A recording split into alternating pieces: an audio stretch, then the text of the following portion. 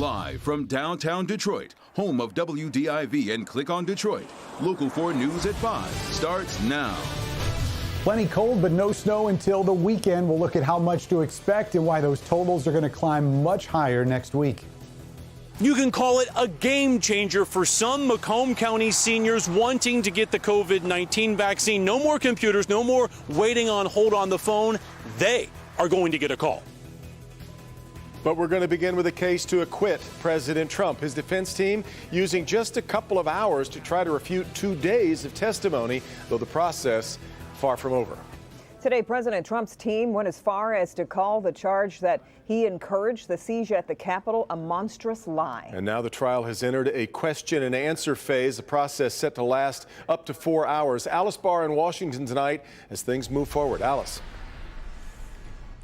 Devin and Kimberly, the defense team accused the other side of selectively editing videos of the former president, but today offered selectively edited videos of its own as evidence. The Trump legal team mounting its defense today, calling the former president's impeachment an unjust and blatantly unconstitutional act of political vengeance.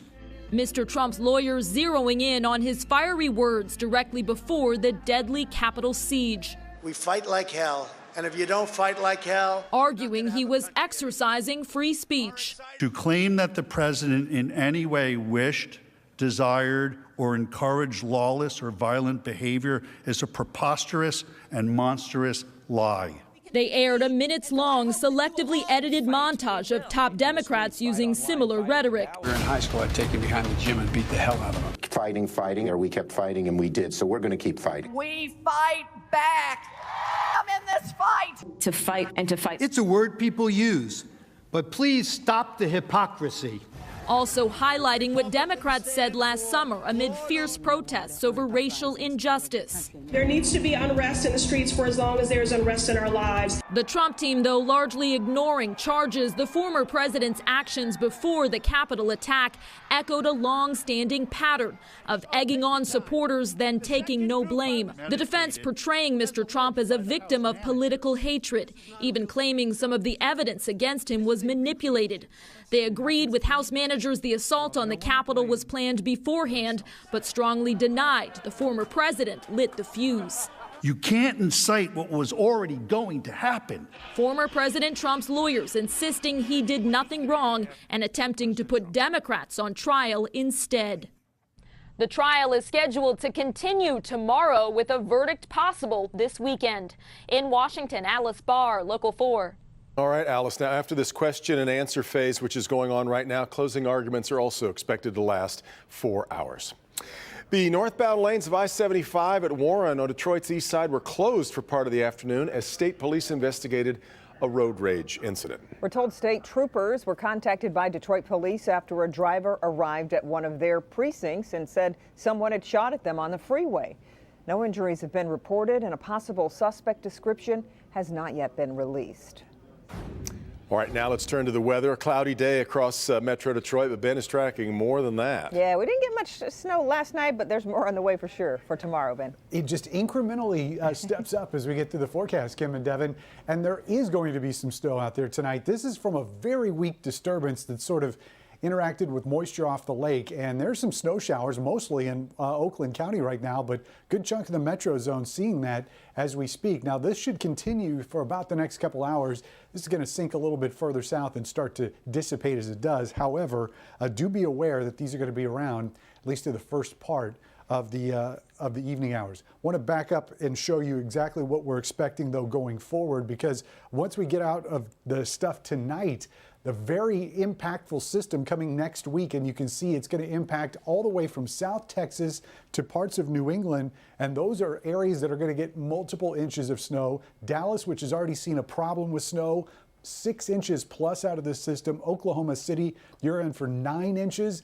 And I'll tell you, our totals do not look a whole lot different from that. And that is our big impact in the next 4 days, is that Tuesday system. However, we will get some accumulating snow tomorrow, and we'll talk numbers on that. And of course, Tuesday's wallop as well in just a few minutes. Guys? Boy, oh boy. All right, Ben. Let's turn now to today's coronavirus numbers. And for the second straight day, we see new cases above the 1,000 mark, 1,193 new cases over the past day. And along with that, 10 more deaths in the same period of time. And when it comes to the vaccine, both numbers are on the rise. 20,000 new doses have been distributed to the state, and 55,000 more shots have gone into arms, bringing that total to 1.4 million. Macomb County Executive Mark Hackel says it has to be easier for seniors to get the shot, and he's doing something about it. Yeah, so starting Wednesday, the county is going to start reaching out to offer appointments, and that's not all. Sean Lay shows us how this is going to work. Sean? Right now, this is all focused on seniors who utilize the Smart Bus here in Macomb County. Instead of working through computer websites trying to get a vaccination or being placed on hold, they are going to get a phone call.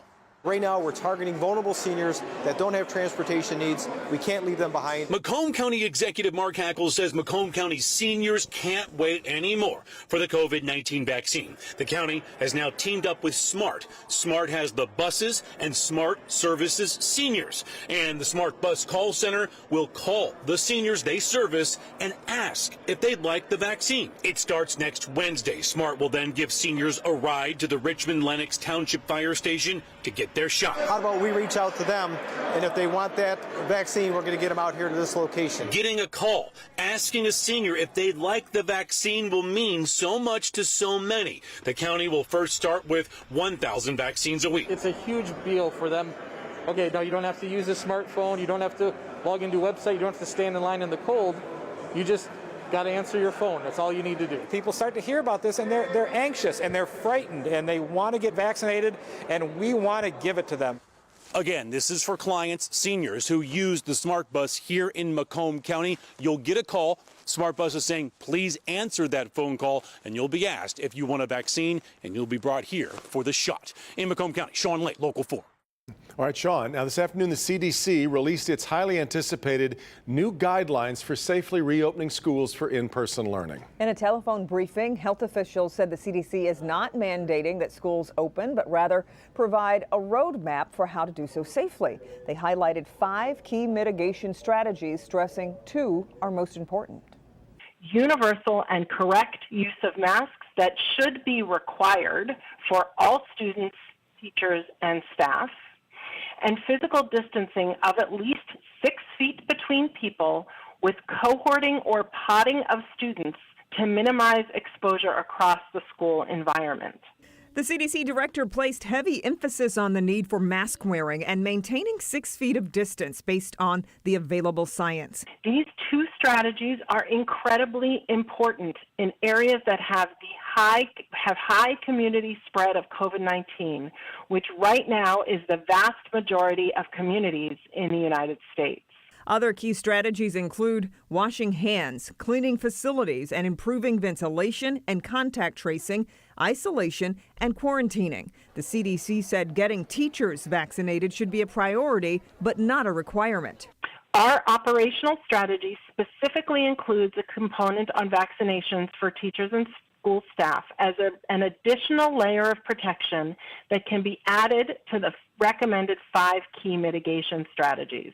The guidelines define levels of low, moderate, substantial, and high transmission using a color-coded system of blue, yellow, orange, and red. In areas of high transmission, the CDC advocated for weekly testing of teachers and students. And those color-coded levels are based on the number of new cases per 100,000 people in the past 7 days and the percentage of positive tests during the last 7 days. You can read the entire 38-page report at clickondetroit.com. Mayor Mike Duggan, along with other big city mayors, got to sit down today at the White House with President Biden. They were there to talk about the president's COVID relief plan and what is needed to help get the economy roaring again. Rod Maloney has a look at what they talked about. Long before Joe Biden became president, Mike Duggan had Joe Biden's ear. And so when the White House picked up the phone and called the mayor and said, hey, we'd like you to come to Washington, he wasn't going to miss out on that opportunity. Mayor Duggan met with the president along with mayors and governors, Democrat and Republican, from all across the country. President Biden saying the country needs this $1.9 trillion program. Mayor Duggan said at the daily presidential briefing that Detroit's vaccine effort is good but could use some help. We have a major center at our convention center where we're vaccinating 15,000 a week in an indoor parking structure at the convention center, and we're very anxious, as we told the president today, to get up to 25,000 a week, because that's going to be the key. The overall plan includes $20 billion for vaccinations, $50 billion dedicated to testing and getting schools reopened. Michigan itself can expect more than $600 million for vaccines and another $1.5 billion for schools. But Duggan says Detroit's unemployed and its closed businesses are a major concern. And they are worried that as the landlord-tenant courts open up, they may be facing eviction and have no place else to go. They're looking for help. Those businesses that opened up their storefronts with such optimism are now very afraid if they don't get help that plywood's going back up and we're going to have aborted commercial districts. The $1.9 trillion American Rescue Package has made it through the House and the Senate, but there are differences in the bill, and so they're working out those differences now. The hope in Washington is to have the package finished by the beginning of March. In West Bloomfield, Rod Malona, Local 4. Okay, Rod, now while he was in Washington, we should also note Mayor Duggan said 2 cases of the UK COVID variant have now been confirmed in the city of Detroit. A statewide election audit has affirmed Joe Biden's victory in the November presidential election in Michigan. More than 18,000 ballots were randomly selected to be reviewed by hand. In the statewide sample, Biden received votes on 50% of all the ballots reviewed. President Trump received 48%. Secretary of State Jocelyn Benson says the share of votes each candidate received was within a fraction of a percentage point of the certified results. We are continuing to dig through the audit results. We'll have more reaction coming up tonight on Local 4 News at 6.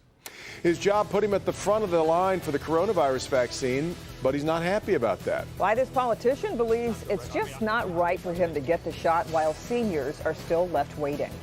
Also, firefighters did not know what was inside until the fire was out. New tonight, many more questions than answers after a mobile home goes up in flames downriver. Victor. It's the murder of a homeless man who was well loved all throughout Detroit. Jesse was a unique individual. He was with his dog every day, and she was a service dog. Now police are trying to figure out who's responsible for his murder.